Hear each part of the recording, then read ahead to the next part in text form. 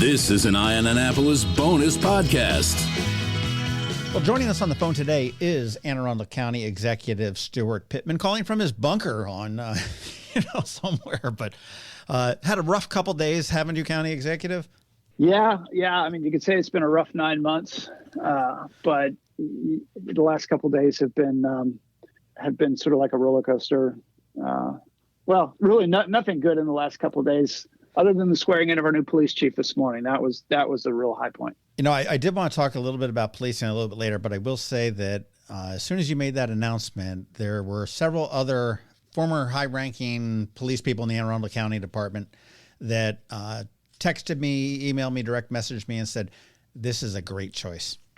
Good. And these are coming from both the Republican side and the Democratic appointees and everything else. So that's a pretty good universal choice. So, but anyhow, we didn't want to really talk too much on the COVID and on the restaurant thing and everything else, because that's going to change probably by the time we hang up this phone call.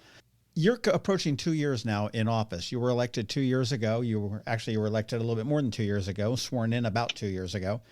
We just wanted to sort of check in and see how we were halfway through the first term that you're running. And you have covered an awful lot of ground in the 2 years. You know, what do you think personally is your top accomplishment? What are you most proud of? You know, the stuff that I'm most proud of isn't policy. It's not legislation. It's, it sounds a little bit corny, but it's kind of the team that we've built and its ability to move quickly, cut through the red tape of government, engage residents, produce data to make decisions by. I mean, I feel like county government is working certainly better than it has in my 2 years. It's gotten better and better, but maybe better than it ever has. And I have to credit COVID for that to some degree, because crisis creates extraordinary output by people. So I think we're delivering. Well, it does create a lot of opportunity as well. I mean, certainly would not be able to, fast track everything that you've done without it. And that goes on the federal, the state, and the local level as well. But back in '72, the Dolphins were undefeated, and obviously you've probably had some defeats. What's the toughest defeat that you've had since you've taken office? I mean, you've had a couple. One just the other day. Yeah. Although, when a judge makes a decision, that to me, that's not that was just a surprise out of left field. And it just changes, and it changes the path that you're on. So you figure out a new path. But I would say, this sounds weird to say because most people saw it as victory. But when we did forest conservation, I was pretty frustrated about the amendments to the bill, and I felt like we didn't have the coalition I thought we had to be able to get the strong bill through. And the bill that we got through was strong. A number of counties did stuff that was stronger after us, and it was good. But the grandfathering clause in it was unnecessary. So there were things that happened as a result that wouldn't have happened. But I would have liked to see that a much stronger forest conservation bill, and just the process of going through that was very difficult with the council. Right. But you kind of lick your wounds and move on. And for the most part, our relationship with the council has been good. Obviously, better with the Democrats than the Republicans. But it was a tough one.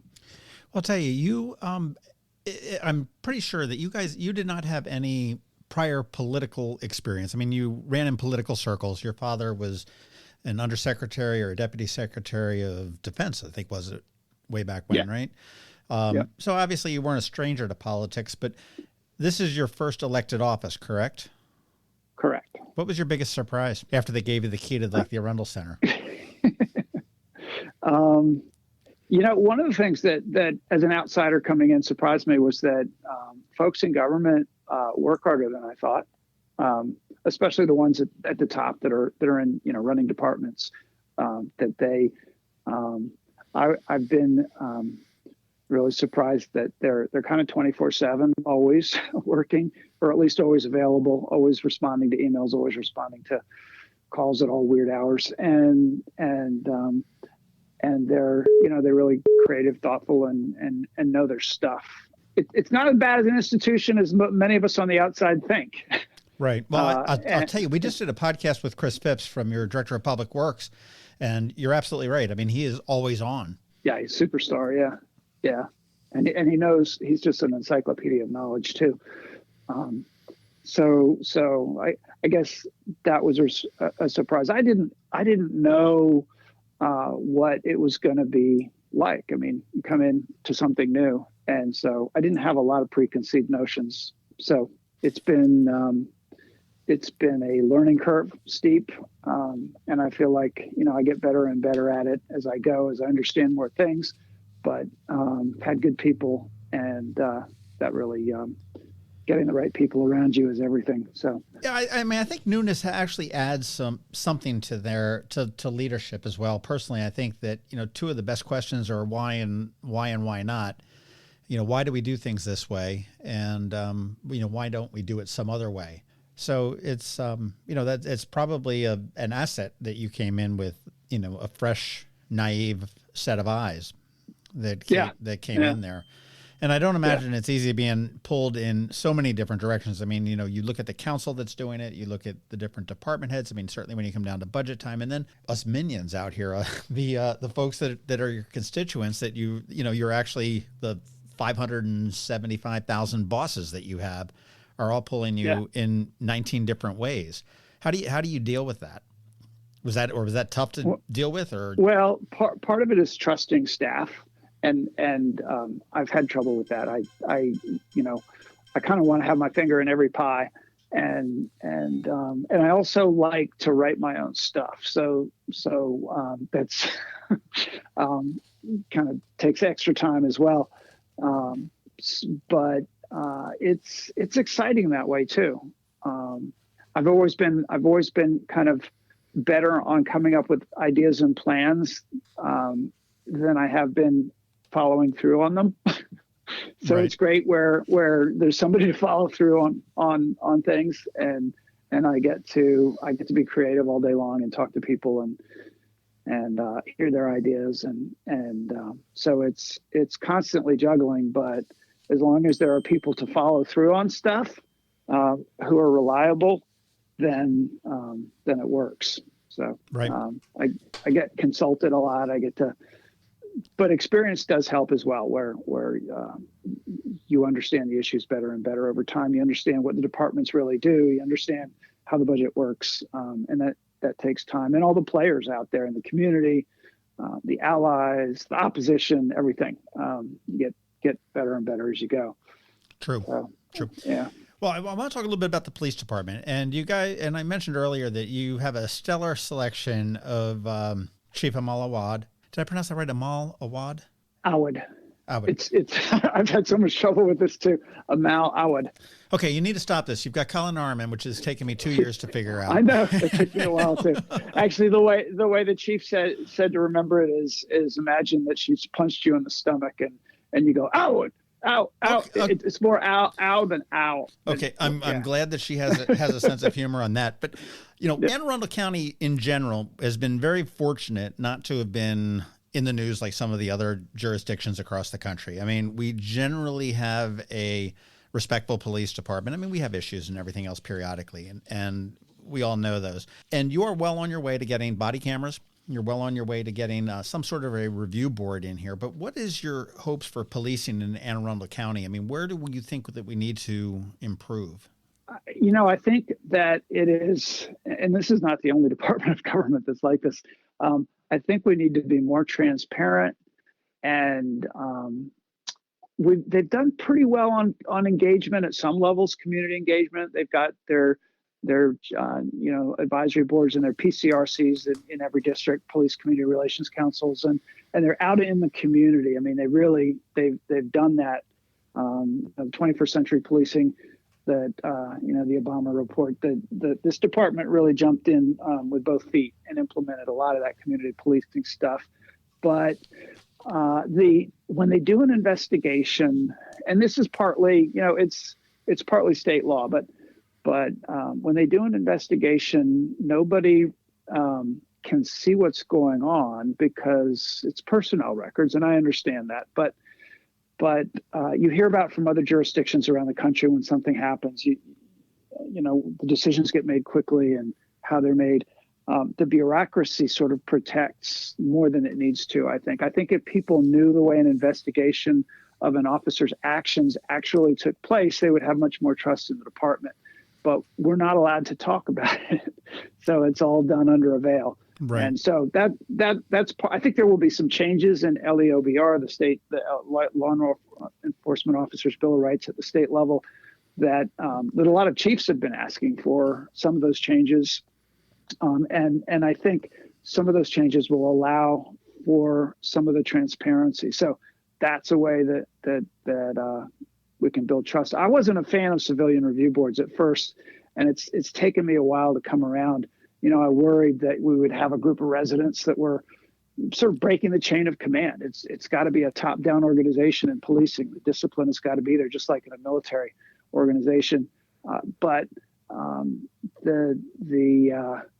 So I don't want to stick a group of civilians in making decisions that normally your boss makes for you. You know, outsiders coming in and firing you who don't know your job. But there's a lot to be gained from having that portal through which residents can look in and see what's going on and communicate it and build trust. Right. Because I think they do a better job than we think. Maybe not always, but I've come to respect the department a lot. No, nobody is perfect, and the cops are going to make mistakes, just as, you know, the accountant is going to make a mistake and the lawyer is going to make a mistake and everything else. So I mean, there's no difference there, and you know, I agree. I think we've got a very good, solid police department for the most part. And I think, you know, one thing that you mentioned was the lack of transparency, and you know, you've done an awful lot to create more transparency. You've got Open Arundel, yeah.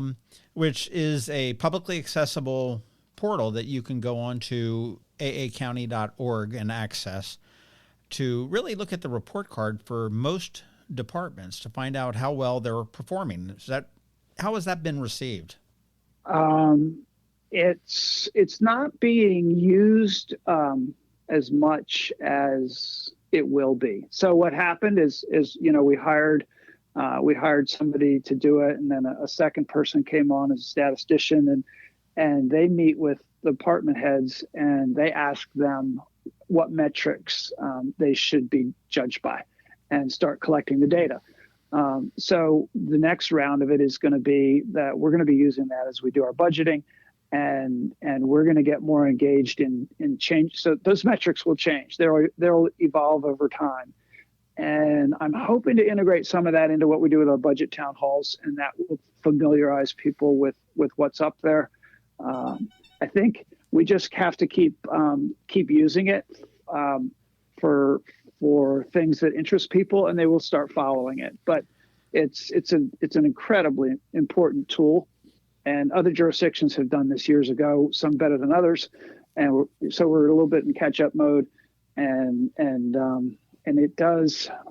It's a little uncomfortable though for department heads, as you can imagine, having your report card sent to your parents. Right. Well, I mean, it's funny. I mean, anecdotally, I find that people tend to be interested in transparency mostly when the crap hits the fan. You know, if my life is going stellarly and I'm just, you know, wake up, go to bed, work, have fun, I'm fine. I don't really care too much about transparency. But as soon as, you know, I run into a problem, that's when I want transparency. And, you know, I just wonder whether the public is using this tool as much as you had expected. Yeah, I think not yet, but the public is engaging. And I think this is another thing that COVID has done, is that, you know, so many meetings are now done virtually, and the Plan 2040, you know, the GDP, we really engaged a lot of people in that when they created the Plan 2040 at Home website, where people could actually go and look at maps and comment on specific land use designation changes. So as we get better and better at using these tools, I think it's how engaging, you know, people will engage with their government that way. rather than, which is great because even though you say, well, some folks might not have the computer, most folks really do have at least a smartphone, and a lot more are participating than when you had to go to a meeting at the library at 6 o'clock or 7 o'clock in the evening at the end of a hard day of work, or if you work at night. So it's increasing participation, and I think it's up to government to be smart about how to improve the tools and make them accessible and make them even fun and interesting to use. Well, plus you've also got the archival that you didn't have before. I mean, if there was a budget meeting, some of it may have been recorded or may not have, but now with everything being on Zoom or Microsoft Teams or whatnot, I mean, it's right there, and it's so much for that. Well, I never said that. Hey, look at 3422. You did say that, but yeah. Well, I think let's slide into COVID a little bit. Right now, as we stand, unfortunately, Anne Arundel County is looking at 20,941 cases with 308 deaths. And that represents about almost 3.7% of our population that has had COVID at some point. And this insidious virus is damned if you do, damned if you don't, both for everybody that's living in the county, but specifically for you and Dr. Colin Arman trying to manage the response to it. We're 9 months, 10 months into this thing now at this point. And if you were a teacher at Anne Arundel County Public Schools, what letter grade would you give the county on their response to handling this? If I were a teacher? Yeah. So you're talking about county government or the school system? No. I want to know if you were a teacher and looking at how Anne Arundel County. Okay. Not as a teacher, but okay, just in general. Just in general, what's your grade? I mean, I don't want to seem. I think we've done well. I mean, I would give the county an A, and the reason I would give the county an A is that we were the only ones I know of that figured out how to do universal contact tracing from day one by deploying school nurses. Nobody else in the state did it, and not many in the country did it. And it wasn't just contact tracing, it was contact tracing and case management. So these contact tracers would help people on the phone and then eventually provide services to people who needed them so that they could isolate and quarantine.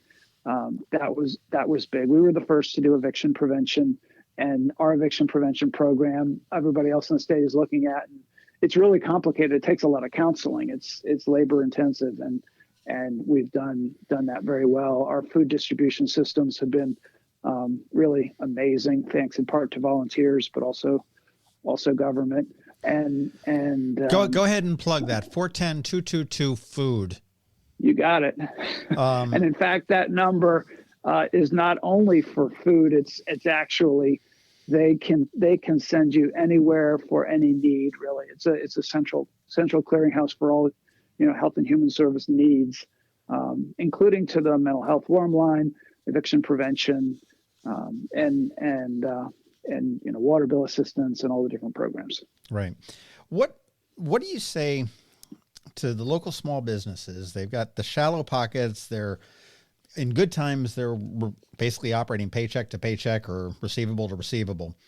They've been forced to close. They've been forced to open, shrink. They've got costs to make things safe. And obviously they've got some grants that were available to them. At the same time, though, you see some deep-pocketed Walmarts, Home Depots, the casinos certainly are having banner years, and they're remaining open. They don't appear to be as nearly restricted as the small businesses. Now, don't you believe that the general economy runs on a main street, whether, it's Maryland Avenue? Yeah. I mean, so I hadn't even gotten into the restrictions part of how we've done. And that I'm not sure we should get an A. I'm not sure anybody should. I think that clearly in the beginning, decisions had to be made fast. And, I credit the governor with making really, really tough decisions early in the pandemic.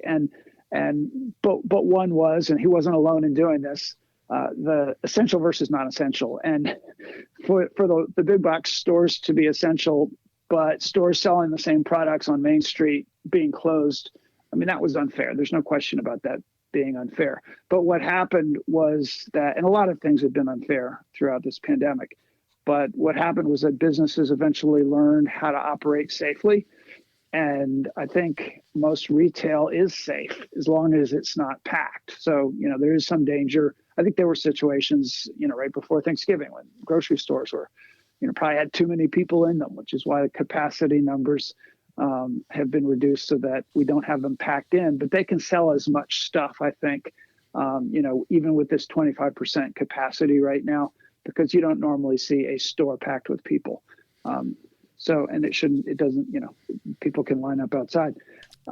So that was unfair. The restaurant stuff, so there was everything was closed and then gradually reopened. We opened a little slower than the state. At some points we were pretty much in line, and then at others we were a little slower. The restaurant thing has been the challenge because that's different from all the other businesses. And that's the only place where the public can go and take off their mask and sit down for an extended period of time among people that they don't know in the same room.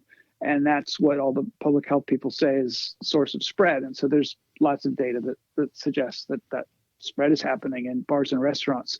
And so the question is, at a point like we are now, where the numbers are going back up again quite fast, and the last few days have been a little bit leveled off, but still, hospitalization projections are pretty ominous. And so now, like, I'm in this position where there's no good options. And I think the most difficult thing that I've done in the 2 years was to sign that damn order, the one that said back to takeout on restaurants.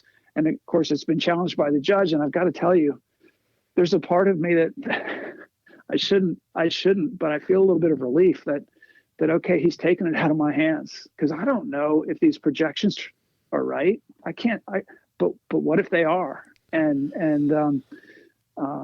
I know that I'm hurting the very people that I ran to help, which is low wage workers, the little guy, that gets screwed all the time on everything and can't afford to miss a paycheck. They're working in bars and restaurants, and they've been the ones in this pandemic who from the beginning have been screwed.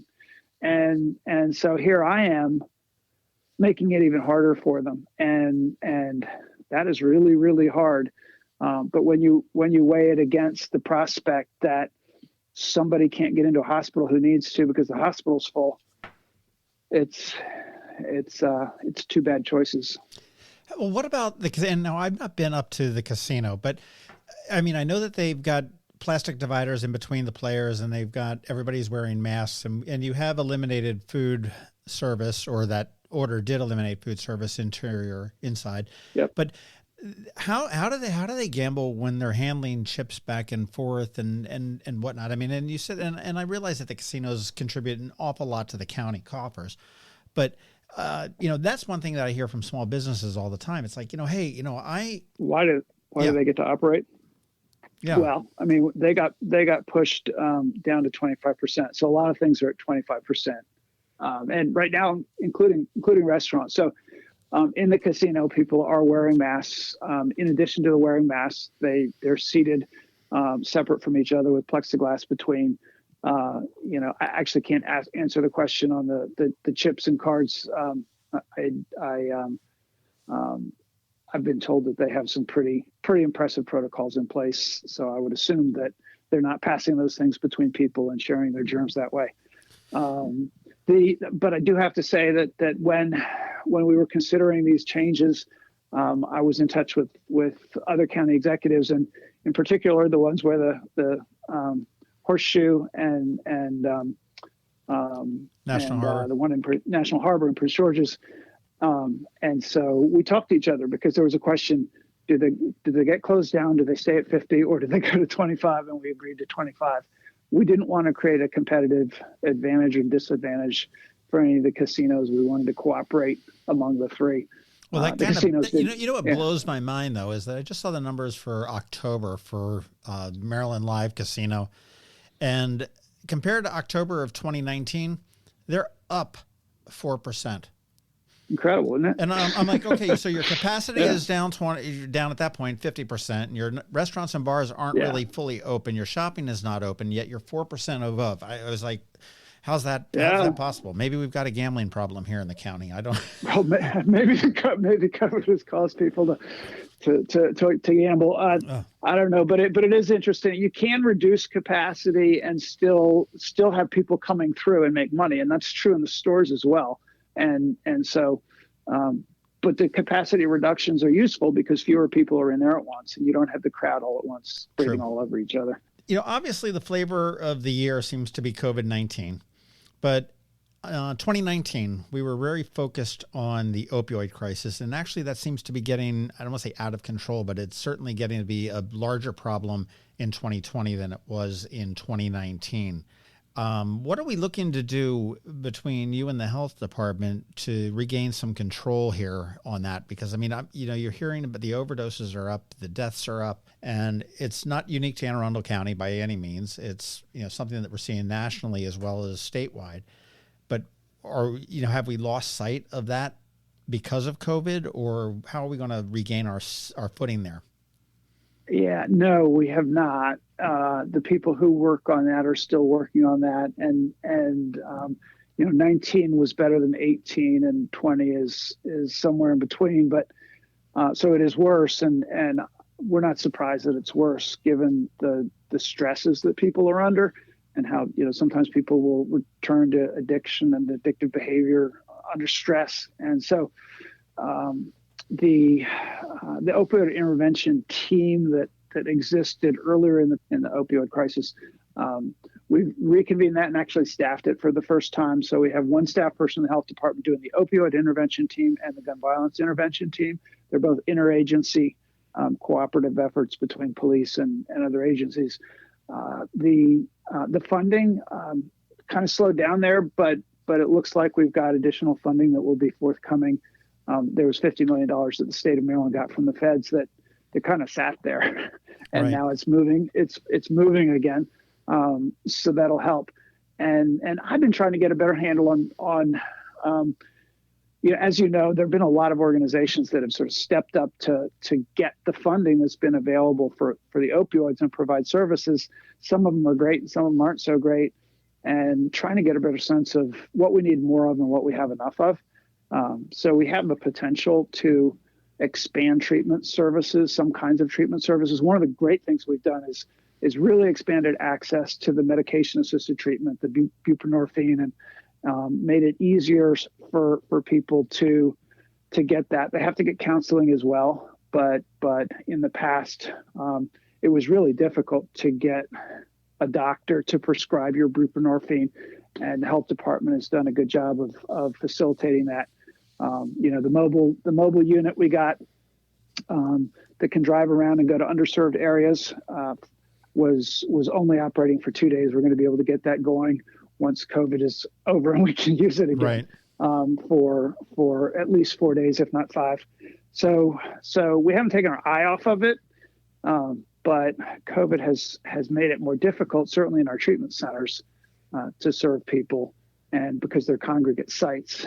So hopefully, the economy will get better, the stress levels will go down after COVID, and that will help, but we'll also be there with the services and continue to use everything we've learned and improve on it. Well, that's good to know and encouraging there. You talked about the economy getting better and everything else. Right now, the county and the city of Annapolis are in a real tough budget spot right now, and nobody needs to tell anybody that. And there's some talk right now about merging some services between the county and the city because there is some overlap. There's a lot of overlap there. And in the past, I know that County Executive Steuart worked with Mayor Panelides to combine the elections. So the county was running the city elections and everything else, and that's still happening. Economic Development Corp had some sort of a merger and overlap there that they worked together as well, and they still continue to do that. Do you see, or have you had any discussions, or do you have any thoughts about the city and the county coming together to merge some different departments, whether it may be just, refuse, it may be water, police, fire, public works, roads? Yeah, there've been no serious discussions. John Hammond wrote a letter to the Capitol, and when John Hammond writes a column in the Capitol, people read it. Raising this issue, it gets raised every few years, I guess, and John Penalty's letter recently, his column, was, it was interesting. All of the things that he talked about are ongoing. And in fact, as I don't think anybody's surprised, Gavin and I get along great.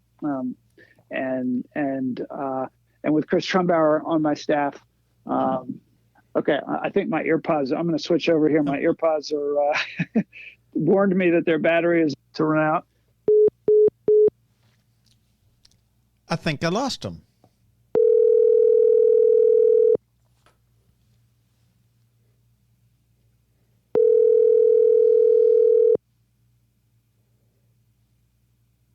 Did I hang up on you? Yeah, that's okay. Okay, I was just yakking away there, and I didn't know. Okay, you were talking about city-county coordination, right? Right, and you said your team. You said Chris Trumbauer. Yeah, Chris Trumbauer, of course, having been the representative from District 6, knows on the county council, is tied in with folks in Annapolis and the mayor, and we have regular meetings, not only between my staff and the mayor's, but also we Senator Elfreth and Delegate Henson and Delegate Jones and Councilwoman Rodvian, we all get together and go over issues. So, I mean, we're working on the bike trails and we're also in transit and land use as well. I mean, our planning people have been engaged on Forest Drive stuff, and so it's really good communication, and we tend to cooperate on CARES Act money. We went ahead and did a calculation to give a certain percentage of our CARES Act money from the feds to the city of Annapolis. And then the health department, of course, is one health department. So right. We've integrated a lot of the work on COVID really closely with Annapolis. So, but no real conversations about merging police or public works, any of those since I've been in. Do you have any thoughts or on the fiasco that we'll call Visit Annapolis and everything else that's going on there? I mean, obviously they've been decimated because of the lack of funding from nobody's staying in the hotels. Yeah, and then other, right. Somebody's gonna have to write a soap opera or about that or a book, but it's coming out on Netflix in 2022. Yeah. No, I mean, I think it's important work that they do, and it's sort of interesting that during COVID was when all this happened. So it's probably in some ways a good time for them, not to be running on all cylinders, and they need to get it back together. So we're working with them on that. Right. And yeah. What's on the menu for the second half of your term? Do you have that laid out yet? I mean. Well, of course, we have a long list. Looking back over the list we started with, though, it's been I felt pretty good about how many things have gotten checked off, or things where we're very much in progress. I mean, on land use, there's going to be a lot of work to do. The GDP will pass the General Development Plan in the next couple of months through the council, but that's just sort of the beginning of a lot of the work that we have to do. We're going to have to, we're looking at impact fees, and we're looking at adequate public facility, both on schools and roads, law, and trying to put all the pieces together so that we can do what we said we wanted to do, which is promote and encourage redevelopment and smart growth in areas where the right infrastructure exists. And protect open spaces and improve the traffic situation rather than make it worse. Route 2 and Route 3, the big corridors where we have the worst intersections, are we finally got SHA with our dangling of the carrot. The carrot, of course, being money right. from our permanent public improvements fund. We've got them on board for a plan. We're going to be signing an MOU any day. Maybe it's signed by now. It's supposed to be certainly before the end of the year. That will lay out a timeline and a plan and some investment on their end, finally, to address those after years and years of kind of pretending the problem didn't exist. So there's a lot of work on land use. It's going to be controversial and it's going to be difficult, but I think the developers, even who I wasn't their chosen candidate. You might have heard. No, really? I don't think they'll mind the direction we're going once it's there. It's sort of, they need the consistent application of the rules and the certainty to be able to make a business plan, and knowing how applications are going to be reviewed and what kind of development is supported and what isn't, and that they have community support for the good stuff is actually good for their business. So at the end of the day, maybe by the end of my first term, they might think actually things are better than they were. So there's something to be said about consistency. I know, I'll throw not Gavin specifically, but Annapolis under the bus. When Morton's was being built, I spoke with a general contractor. He says, "Oh my gosh, I've never met a more dysfunctional entity than the city." And he says, "Yeah, I come in and they say, okay, I'm ready to sign off. Oh, I can't do that because that thing's not painted blue." So you paint it blue. He comes back tomorrow and says, "Why is that painted blue? It needs to be red." He said in Chicago, and he mentioned Chicago, which is your old stomping grounds. He said, "We went in there, we built one." He said, "We built 60 worldwide."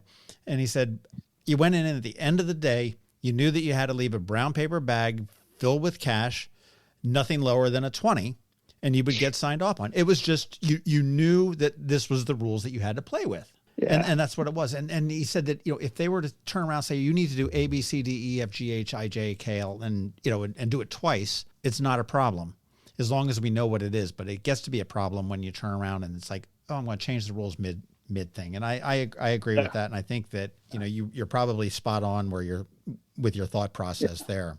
Yeah. And right now is when we're changing the rules. So they're frustrated. But the old rule was sort of, you could get a modification to get around the county code because nobody had changed county code to modernize it to make it work. So the modification process became very controversial toward, the end of the Shue administration. And then they said, well, we're going to cut the amount of modifications we do in half. And the developers were saying, well, which half, damn it?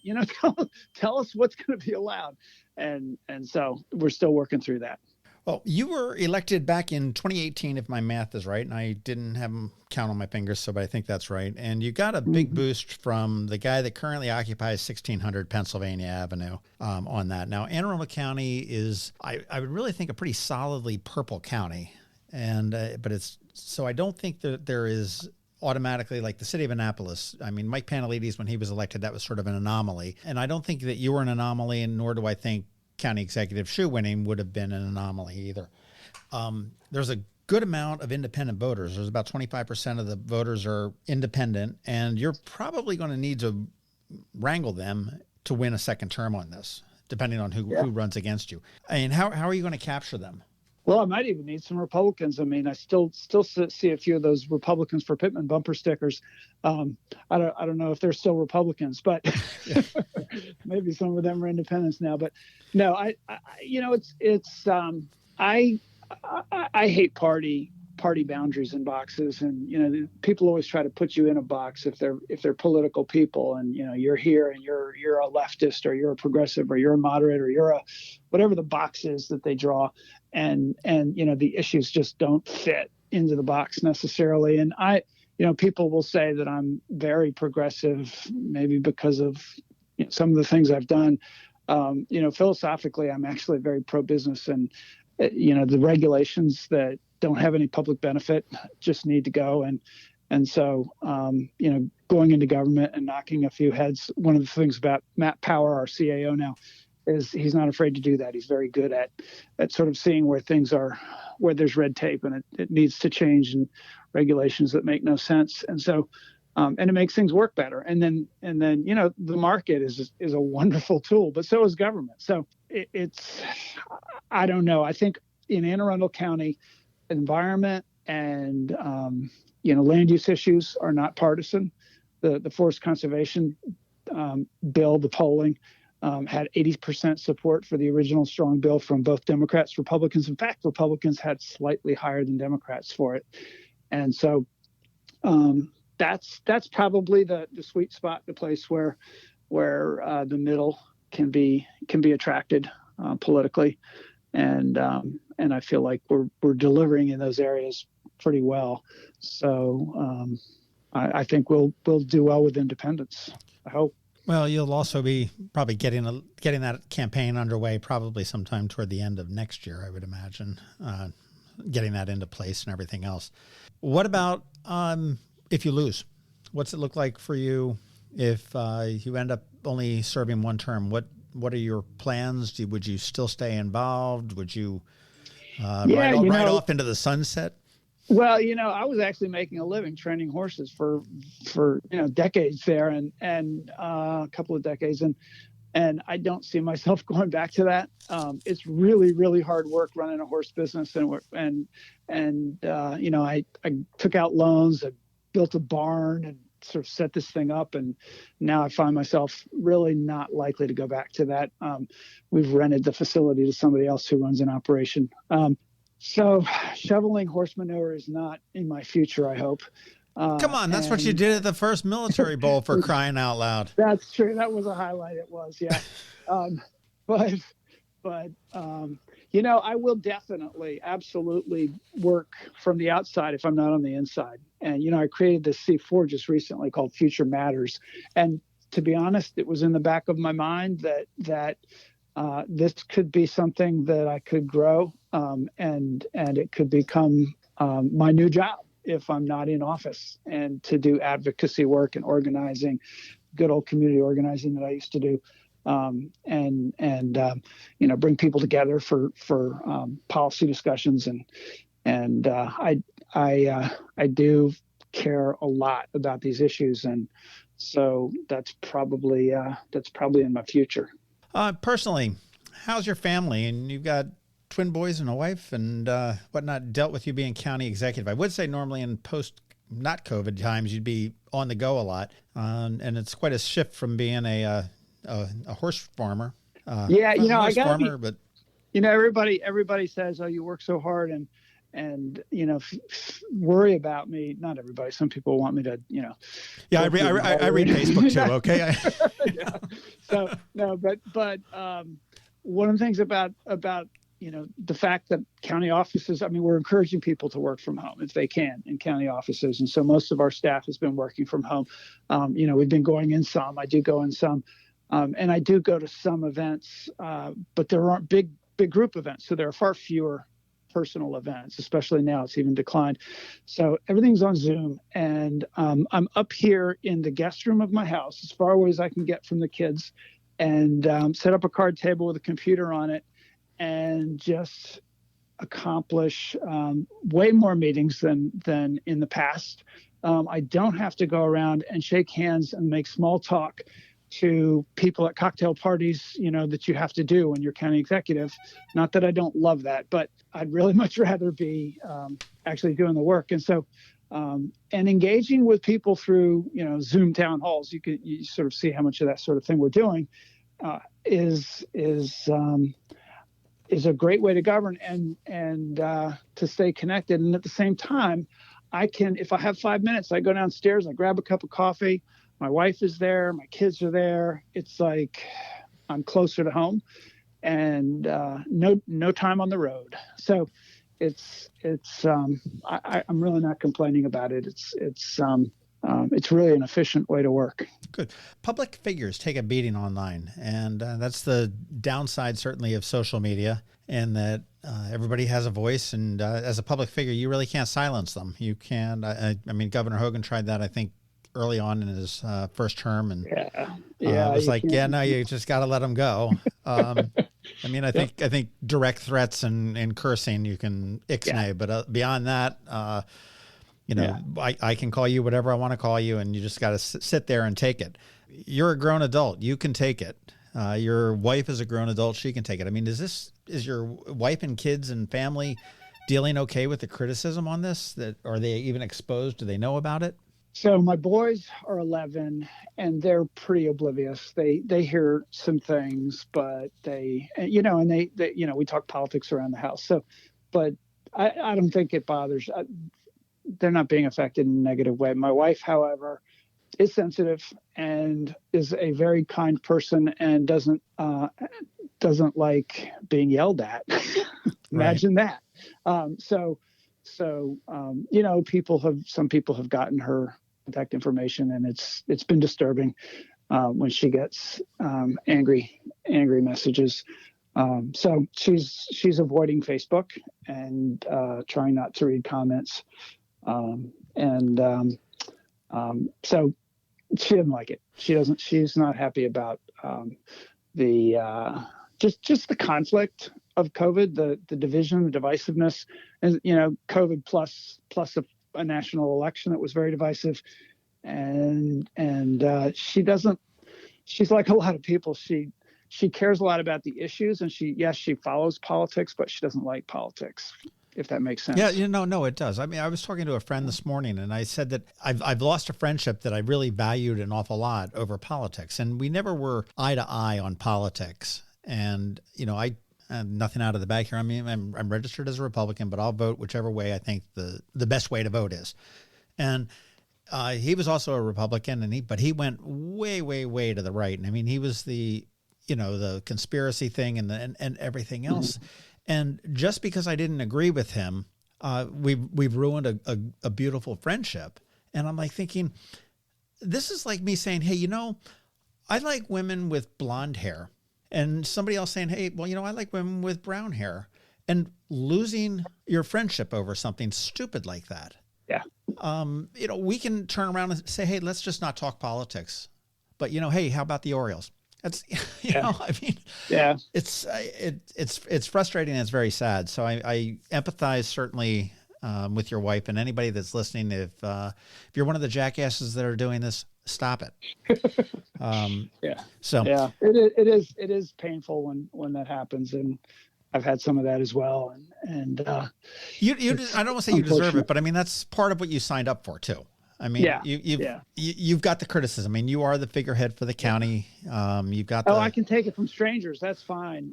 It's people who were my friends who are not, who have sort of turned on me. That it's just too bad. It is. There are not a lot of those people, but there are some, and it's really unfortunate because it sort of symbolizes something bigger that is hurtful across society. And well, it's prevalent what we're seeing across the country and probably across the world. I mean, I would think, and I'll blame a lot of this on social media. I mean, you've got the ability to be this keyboard warrior, and I can sit there and call you whatever name I want from over here, and nothing. But there's no way in hell I would do it to your face. It's interesting. At least without a few beers. I mean, right. Figure that out. But all right. Well, I'll tell you, I want to let you go, and I appreciate all the time that you have offered this afternoon. One final question is that you are the consummate horseman for all of your life, and you say you're going to get out of that after you get out of politics. But have you had a chance to ride lately? When was the last time you were on a horse? I have not sat on a horse's back since before I started the campaign. Really? Yeah, I used to ride approximately 8 to 10 horses a day because that was my job, was to train them and get through them, and that's what I got paid to do. And and I've got to say, while at some point in my life, I'm sure it will be enjoyable to go out and have enjoy time out in the countryside on a horse, out in the woods. I don't really miss it. My horse friends can't understand that. And I say, why would you even want to own a horse? They're so expensive. There's so much. You can never leave and go on vacation. They're constantly getting hurt. It's a burden to own a horse. You're constantly taking care of the damn thing. And it is. My sister raises racehorses down in Kentucky, in Lexington, and I'm like, Lisa, they call it the sport of kings for a reason. And if you never noticed, nobody calls you your highness. Okay. So it's a tough living. That's for sure. Yeah, hard work. That is for sure. I do want to. They're great animals though, but I still love them. Well, you talk about getting out and clearing your head and everything else. And it is wonderful. I will say that one of the best things that you did during this whole COVID thing, at least for me, is the opening of the parks. To be able to go out there and to be able to get there. And I walk in quiet waters pretty much every day. I try to get down there, and it's really? That's my morning sort of constitution, that I go down there, and that clears the head for the day, and you get in and you start the day. And it really worked. And that was a real good move on the COVID part, to be able to get everybody out there. And I'll throw a shout out to Parks and Recs too, or Recs and Parks. I know I get them confused whether they're either way. But they're another great program that is here in Anne Arundel County that if folks that idea, like many, that idea actually came off of social media in the chat on Facebook during my first COVID town hall. So, and by the end of that town hall, the team at Rec and Parks had figured out how to do it. It was amazing. Not all social media is bad. Yeah. No, I mean, and Rec and Parks is great. I mean, they've, Rick Anthony has done a great job between it didn't happen this year, but the beer and wine festival that they have at the end of Twist and Stout. Yeah. You've got that. You've got the Lifeline 100, and Quiet Waters is just celebrating their 30th anniversary. I just looked at the poster. I cheated. So, yeah, but it's which is a great fantastic. poster too. Yes. County Executive Lighthizer told me that was his that and some other open space that he acquired greatest accomplishments. Community was opposed, but now everybody who lives near Quiet Waters, I assume, is glad they do. I will let you go. It is about 5:30. You're probably going to have your wife knocking on the door saying, "Hey, there's dinner." Or you probably have another Zoom call to get on. I don't know. I don't have a Zoom call till 7, so I have so you've got 90 minutes to eat your dinner. A beer before I Zoom again. Yeah. Please tell me you don't drink in Zoom. Off camera. County Executive Pittman, thank you very much for your time tonight. Good luck with COVID. I mean, that's all we can say. I mean, there are no answers. There's no manual that they left there for you to figure this out. And I think the bulk of the people understand that you're making very difficult decisions. All of them are not going to be right. All of them are not going to be wrong. And, to use a cliche, we are all in this together. There's a light at the end of the tunnel, and we're going to come out of this. And hopefully we'll come out a little bit stronger. And I really hope a lot more polite. Well said. I agree. All righty. Take care. You have a great night. Thank you very much. All right. See you, John. Thanks. Bye-bye. This has been a bonus podcast from Eye on Annapolis. Please visit us at eyeonannapolis.net. Follow us on Facebook at All Annapolis and on Twitter at Eye on Annapolis. And if you haven't subscribed to the Daily News Brief podcast, go for it. And all of your local news will be delivered to your phone, tablet, or smart device by 6 a.m. every Monday through Friday.